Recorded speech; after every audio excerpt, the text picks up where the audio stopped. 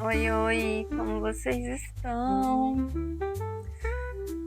Nossa, então, hoje a gente está chegando ao fim de uma série de 4 vídeos que tiveram como objetivo falar da relação entre nossos processos de criação,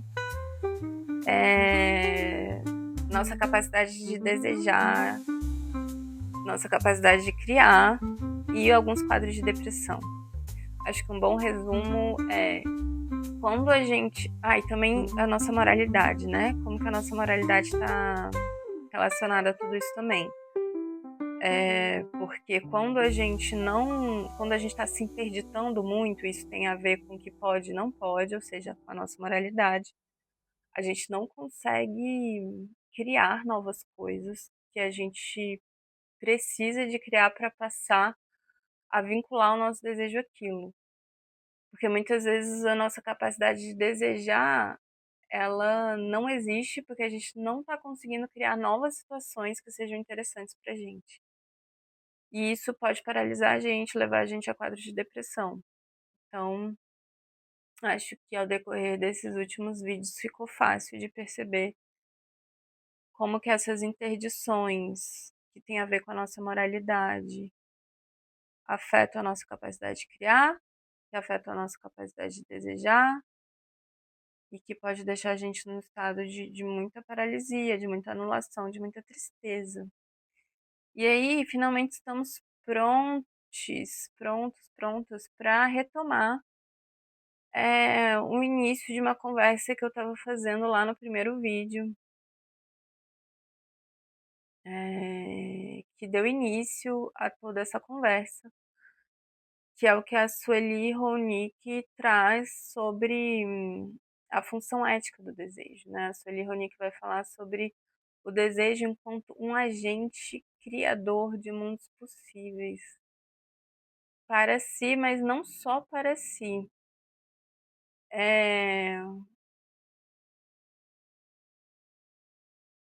O desejo enquanto um agente ativo na criação de mundos de novos possíveis, de si para si, em resposta a uma teia de ressonâncias que configuram um sistema vivo, estando à altura da potência da vida que cada novo momento pede.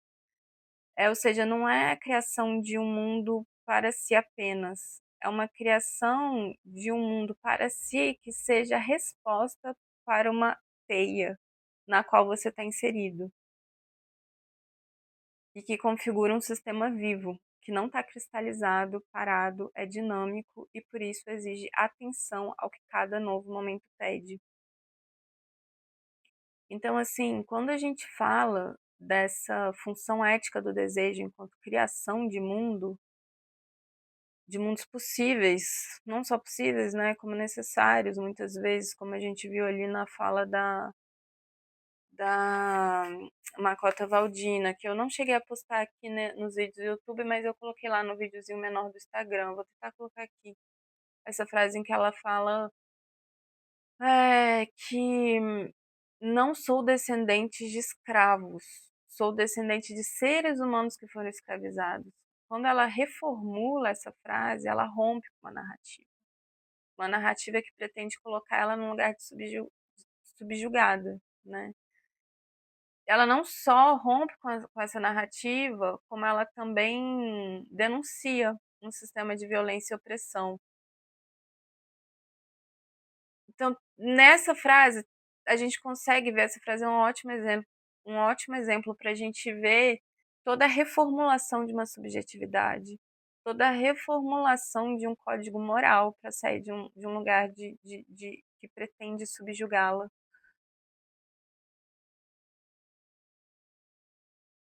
Porque quando ela consegue reformular essa frase e sair desse lugar no qual um sistema hegemônico pretende colocá-la, de ser uma herdeira de um lugar subjugado e não de uma ancestralidade, né, rica espiritualmente, culturalmente, socialmente, que é a dos povos negros, né? Quando essa frase quer vinculá-la à escravidão simplesmente, e não à ancestralidade do seu povo, que é imensamente rica, existe uma perversão de valores aí, né? Então ela tem que reformular o lugar no qual ela é colocada para ela resgatar a dignidade. Essa reformulação desses valores é uma reformulação de um código moral, que se não fosse reformulado, poderia adoecê-la, porque estaria o tempo todo representando ela como alguém que não tem dignidade, que não é merecedora de ser representada dentro de toda a riqueza que a sua ancestralidade, enquanto negra, tem e traz enquanto contribuição para uma sociedade. Então, essa frase é muito boa para a gente ver a articulação de todas essas questões da moralidade, do processo de desejo, né? Como é que você vai desejar estar no mundo que está te subjugando o tempo todo? Não tem vontade. Então, você precisa de reformular esse mundo para você querer ter desejo de participar dele. Então, a gente consegue ver os quadros de depressão, o processo de criação, a maneira como o nosso desejo está vinculado ao código moral. A gente consegue ver tudo isso nessa frase. Tem uma outra imagem também, cara, que me veio essa semana muito boa, mas estou com medo de não conseguir falar dela aqui o tanto quanto ela merece. Eu vou colocar ela aqui, essa imagem, cara, que é da Vênus de Milo. E assim, eu amo a Vênus de Milo. Quando eu vi essa imagem, eu achei uma zoeira com a Vênus de Milo. No momento eu fiquei meio puta, mas depois eu morri de rir. E achei que foi uma imagem que, né, bem diferente, claro, da frase da Makota Valdina, mas assim, que comete uma iconoclastia, assim, né, no sentido de que enfraquece o símbolo da Vênus de Milo, né, que é um Vênus, cara, que dialoga muito, assim, com o romantismo, né, com as emoções, então foi muito engraçado para mim durante essa semana me haver com essa imagem dessa Vênus de Milo, que rompe com uma certa narrativa, né, de muito romantismo também. Mas enfim, tudo isso só para falar que a gente agora vai entrar numa questão que foi falada lá no primeiro vídeo, né, do que a Sueli Ronick traz do desejo enquanto agente na criação de mundos. Está muito mais fácil para a gente ver agora isso. O desejo enquanto um agente que possibilita a criação de novos mundos possíveis. E aí a gente vai precisar de começar a falar do tempo também, porque a maneira com a qual a gente se relaciona com o tempo, ela não é neutra, ela é política também. E dependendo de como a gente se relaciona com o tempo, a gente não consegue criar determinadas coisas. Porque se a gente está sempre num tempo muito automático, muito exploratório, que não permite a gente olhar para o que a gente está sentindo, porque a gente precisa, não há possibilidade de se envolver nessa criação de novos mundos possíveis, porque a gente não consegue nem saber que novos mundos possíveis são esses. A gente só vai adoecendo, a gente só vai sendo explorado. Então, falar da nossa relação com o tempo é extremamente possível, porque falar da nossa relação com o tempo é falar sobre o que a gente vem permitindo que ocupe espaço na nossa vida. E não tem como falar sobre mudar essa relação com o tempo sem falar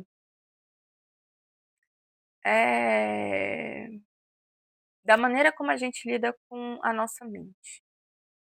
Principalmente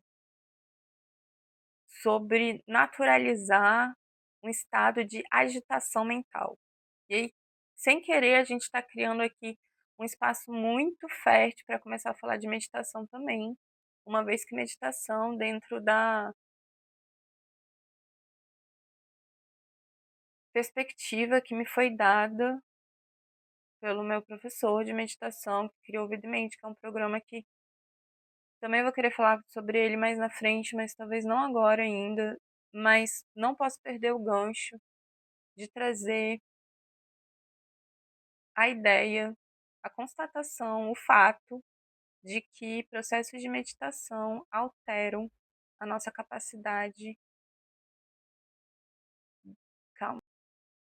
Então, mas como eu estava dizendo, eu não posso perder a oportunidade de dizer que processos de meditação vão permitir a gente a transformar a nossa mente. É sobre isso. É muito sobre isso. Principalmente transformar essa mente agitada. Porque essa mente agitada não permite a gente perceber muitas coisas. A gente só é arrastado por ela em automatismos e condicionamentos que muitas vezes não passam pelo um ok da nossa consciência. É, E aí, para falar dessa questão da agitação da mente, a gente precisa de falar sobre a nossa relação com o tempo também. Porque se a gente está o tempo todo cedendo a uma vivência corrida, atropelada, vai ser muito difícil também a gente sair dessa mente agitada. Porque o tempo, ele não é neutro, né? Ele é político, acho que eu falei isso já. Então, o que a gente se permite, o que a gente não se permite nessa vivência com o tempo, vai ter a ver com o que é valorizado ou não pela gente. Mas aí eu vou trazer aqui um texto que a minha amiga, que é uma grande professora, que eu super considero como minha professora, me deu de referência. E é um texto que ela mesma traduziu com a contribuição de mais outras duas pessoas. É um texto de Steve Paxton, que ele vai falar sobre improvisação. E aí, nesse texto sobre improvisação, o Steve Paxton, ele, que é um dos criadores do Contato Improvisação, ele, ele vai trazer uma noção do tempo como algo da experiência humana que dura. Uma certa experiência que dura e que faz com que a gente seja o que a gente é. Embora essa coisa de ser o que a gente é, para mim não faz tanto sentido do ponto de vista da Gestalt terapia, né? Porque na Gestalt terapia não tem essa coisa fixa, né? Tão pouco na prática de meditação. O que você é não é fixo, é sempre tá dentro de um processo de interdependência com outras coisas também. Então tem um processo constante de tornando-se, né? Não se trata de algo fixo. Isso vai ter muito a ver com a noção que o Steve Paxton vai trazer sobre improvisação. Porque ele vai falar que a dança é. Cadê? Quero falar exatamente como ele trouxe. Ele vai falar que a dança ela ocupa um lugar, mas que a dança improvisada ela encontra os lugares. Porque o improviso é justamente algo que acontece fora dessa experiência em que você já é, em que você já sabe do que se trata. O improviso é esse novo lugar. É esse novo lugar que você não sabe do que se trata ainda.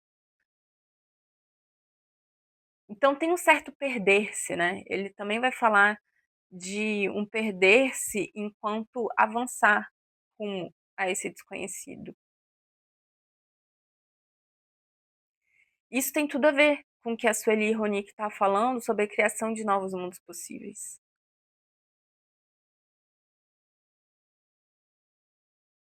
Então, a duração do tempo, a relação com o tempo, quando você se lança nesse lugar de desconhecido, ela começa a ficar muito diferente. Porque literalmente você tem que começar a abrir tempo e espaço na sua vida para novas coisas. Senão você não vai conseguir se estabelecer nesses novos mundos possíveis. E aí, para você conseguir abrir espaço para esse.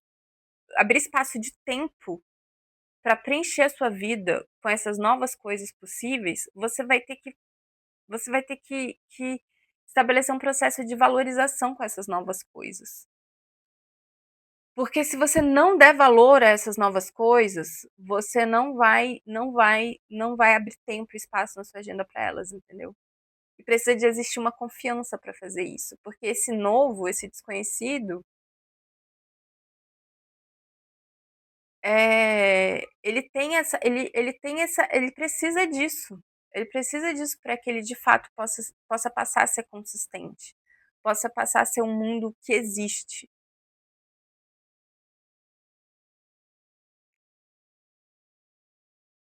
E aí eu acho muito importante falar sobre isso, porque a gente tem todo um discurso sendo produzido, né, sobre os diagnósticos. Então, assim, por exemplo, um diagnóstico de TDAH é muito comum, né, a seguinte frase: "Ah, eu não tenho capacidade de fazer isso porque eu tenho TDAH".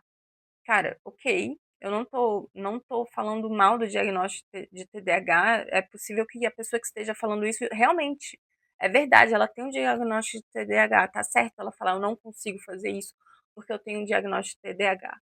O problema não é ela ter o diagnóstico de TDAH.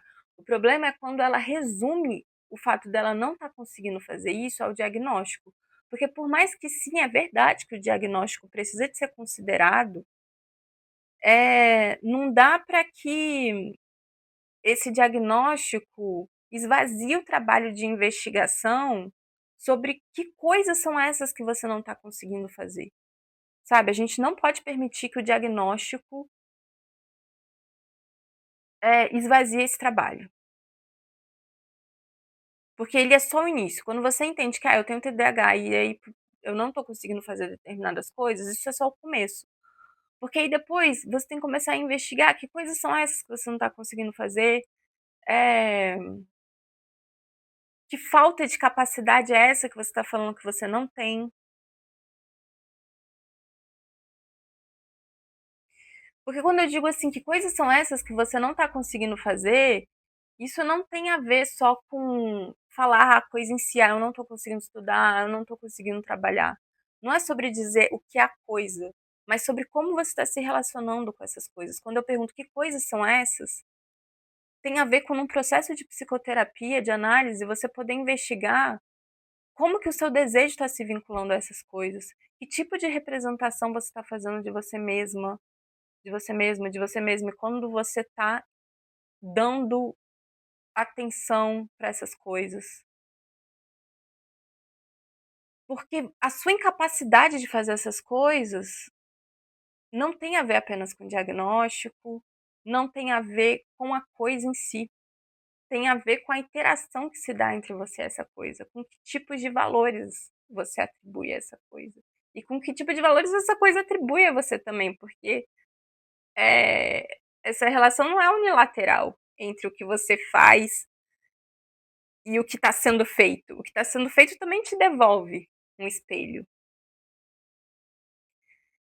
Então, assim, às vezes a gente fala que quer fazer alguma coisa, que a gente gosta de alguma coisa, mas quando a gente vai investigando isso mais profundamente, a gente pode se deparar com o fato de que gostar de uma coisa não necessariamente significa valorizar aquela coisa, sabe?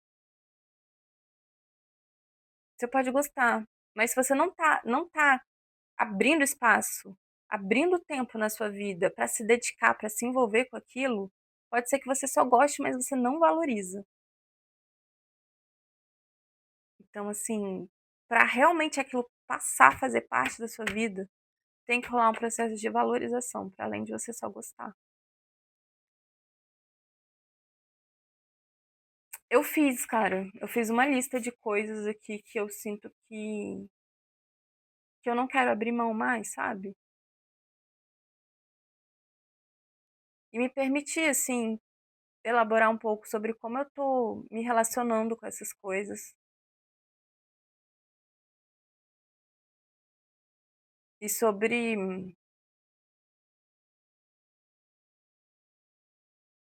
como que acontece esse processo, né, de que elas me escapam, né, de que eu me sinto arrastada por algumas distrações simplesmente. Mas tudo isso não é para ser feito aqui, né? Isso é para ser feito dentro de um processo de psicoterapia, precisa elaborar, tem muitas questões que não se encerram só pensando sobre, só fazendo uma lista, tá? Mas então, por hoje é isso.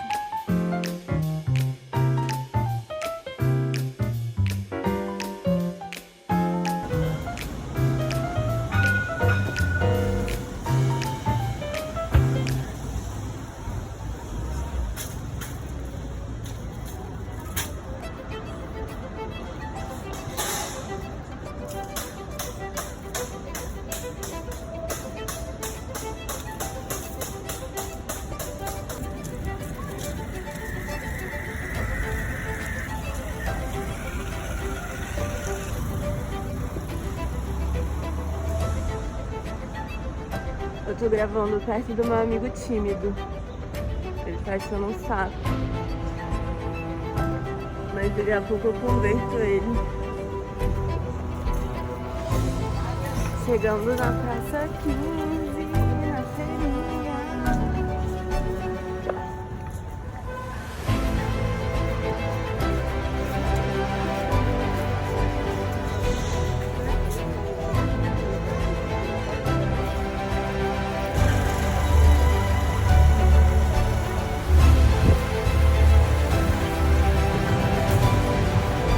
Gêmeos, jogava muito com a minha prima.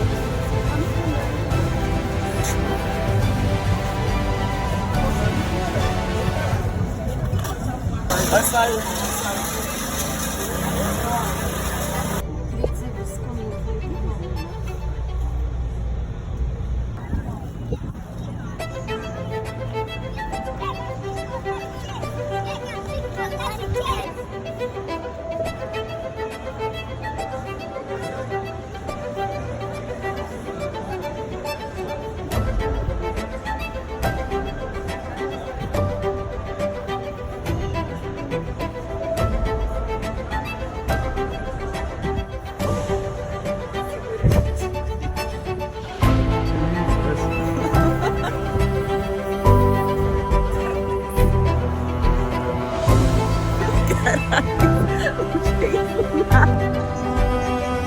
Gente, eu tô me sentindo muito em Brasília, visitando a minha mãe.